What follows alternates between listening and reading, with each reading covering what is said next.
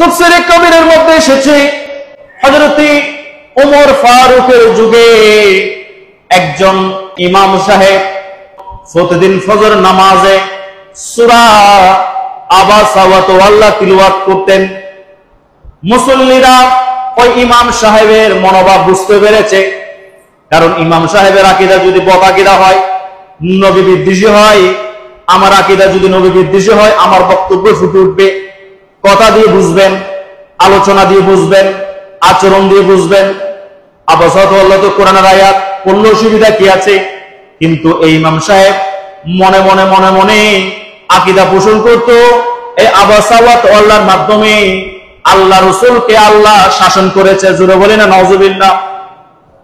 সেজন্য তিনি খুশি হয়ে আল্লাহ রাসূল সাধারণ মানুষ, রাসূলকে আল্লাহ শাসন করেছে, এজন্য এই সূরা বেশি বেশি পড়ে।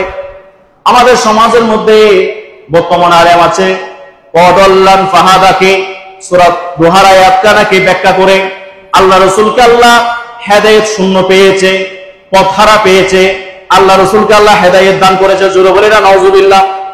ওয়াদাল্লান ফাহাদা, আল্লাহ বলে দিয়েছেন ইয়া রাসূলুল্লাহ, আপনি তো উম্মতের বেদনায় আল্লাহর প্রেমে বিভোর ছিলেন, আল্লাহ আপনাকে বিভোর অবস্থা পেয়েছে, আর আল্লাহ আপনাকে সুসংবাদ দিয়ে আপনাকে খুশি করেছেন, সন্তুষ্ট করেছেন। আল্লাহ আপনাকে বিভোর অবস্থায় পেয়েছে, প্রেমে মগ্ন অবস্থায় পেয়েছে। ওই ওমরের যুগে ওই আলেম মনে মনে আকীদা পোষণ করত আবাসা ওয়া তাওয়াল্লার মধ্যে আল্লাহ রাসূলকে আল্লাহ শাসন করেছেন, জজল করেছেন।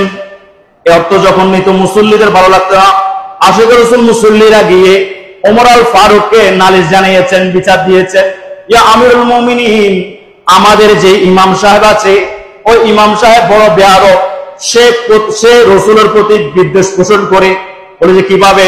বলে যে প্রতিদিন ফজর নামাজের মধ্যে সূরা আবাসা ওয়া তাওয়াল্লা তিলাওয়াত করেন। হযরত ওমর আল ফারুক বললেন, আবাসা ওয়া তাওয়াল্লা তো কোরআনের আয়াত, তিলাওয়াত করলে তো দোষের কিছু নাই, বরঞ্চ অনেক বেশি সওয়াব পাওয়া যাবে।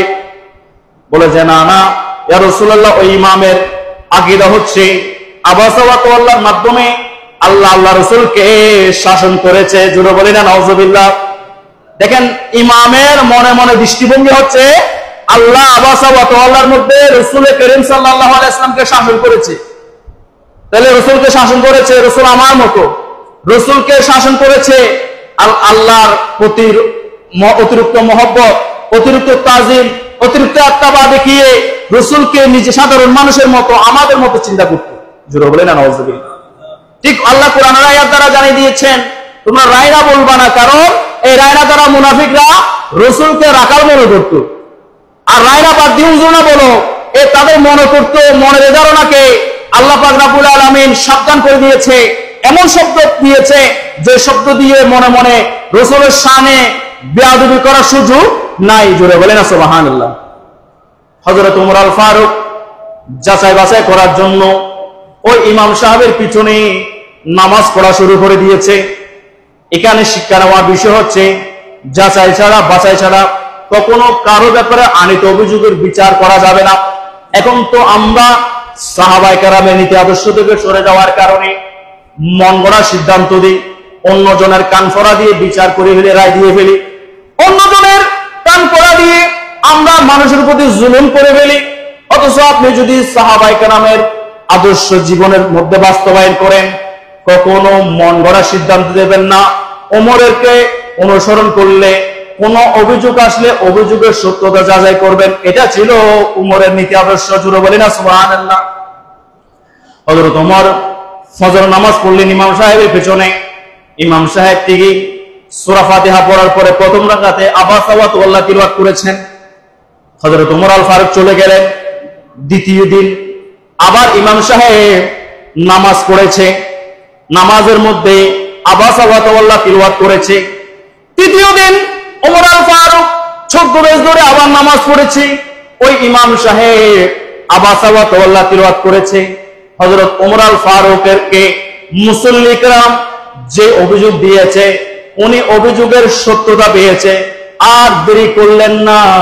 একজন ব্যক্তি দিয়ে ওই ইমাম সাহেবকে দেখে এনে সঙ্গে সঙ্গে মাথাটা আলাদা করে দিয়েছেন। জোরে বলে না সুবহানাল্লাহ। অর্থাৎ রাসূলের শানে মানে মনে মনে বেয়াদবি করলেও ছাড় পাওয়ার সুযোগ নাই। মনে মনে রাসূলের প্রতি বিদ্বেষ পোষণ করা যাবে না, মনে মনে এমন শব্দ ব্যবহার করা যাবে না যেটার জন্য রাসূলের শানে মান ইজ্জত আঘাত হয়।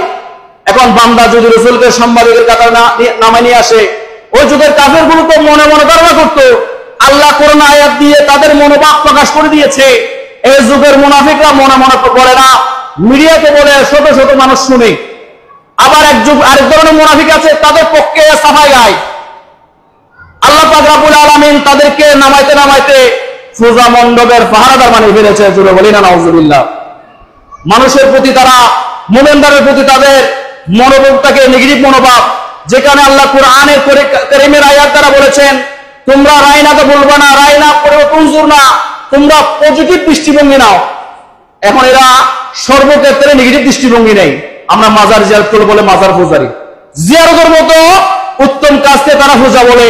আল্লাহর কাজ এমন ভাবে করেছে, তাদেরকে মন্দিরের পূজারি বানিয়ে দিয়েছে। জোরে বলে নাউজুবিল্লাহ। সালাতুন